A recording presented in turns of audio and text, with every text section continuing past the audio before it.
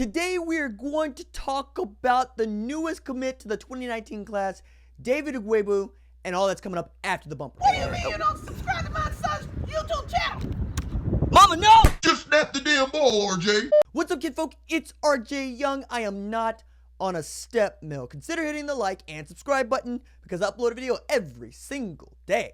It's always OU related, college football related, sports related. We have a good time, and today we're going to talk about the latest defensive end commitment, David Ugwoegbu, and what that means for the 2019 class, as well as where I think he fits in and what you can expect really from this loaded 2019 class. But first, I want to tell you, this video is branded because we coming up. We going up in the world. American Putter Company has decided to not only brand this video, right, but also is the presenting sponsor of my radio show, Fight Me with RJ Young. Right here on Sports Animal, Sundays, 10 a.m. to 11 a.m. I am so excited about this. American Putter Company does custom head covers like this, right? I put a bunch of stuff in the mail today.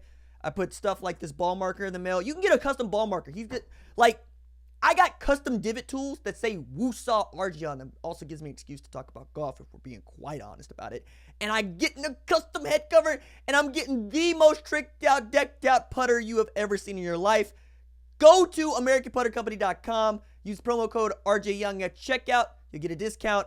And, we want these folks that like us. We want them to stick around. We want to do well. That's what the branded stuff does, and that's why this radio show is working out. This is kind of really cool. But now, let's talk about David Ugwoegbu. David Ugwoegbu is the 6th defensive end in this 24-person, 24-dude, 24-guy, 24-boys commitment class for 2019. It's also number 4 in the country with his commitment, which is really kind of ridiculous when you think about it, because if Oklahoma closes out like I think they might close out, like they want to close out for National Signing Day, could be a top 3 class in the country. That would put them ahead of Clemson, who just won a national championship. I don't know how Texas A&M continues to just be up there, but it's really that they're just loading the boat. But think about this, right? With 24 commits and the defensive side of the ball being so loaded, you gotta love what Alex Grinch has to work with. And David Ugwoegbu is the first commit since Alex Grinch became the defensive coordinator at Oklahoma. And you can go see how that happened on OUinsider.com. I'm really excited about this kid because he runs to the football. He chases down everything. I know he is a stand-up pass rusher. I get that. But what you see on film is a guy who reads the play and stays in his keys, reads the lane, and goes and makes a tackle. Like, he does not go for ball fakes. He does not over-pursue. He watches the ball. He buys his time, and then he goes and makes a play. He can wrap up and put people on the ground, and he's enormous. He's 6'5". He's 230.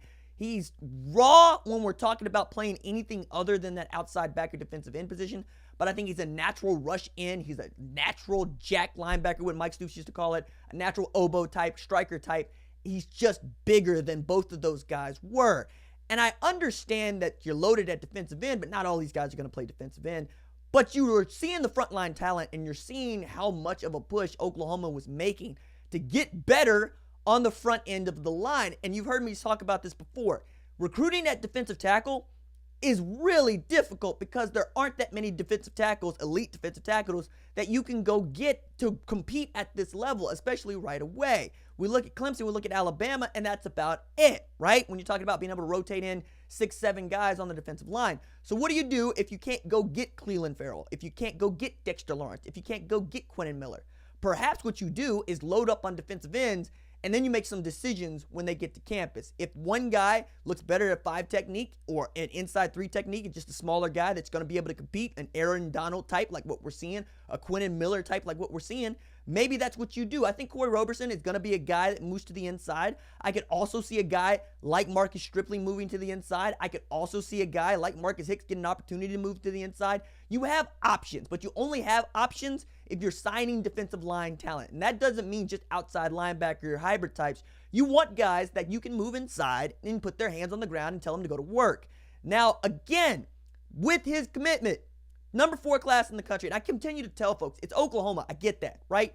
But Oklahoma is a landlocked state. Oklahoma is just south of 4 million people, and it's very difficult to recruit to this place. And yet, Lincoln Riley and the staff that is around him continue to impress the heck out of not just me, but other folks, because they're getting players that other people want.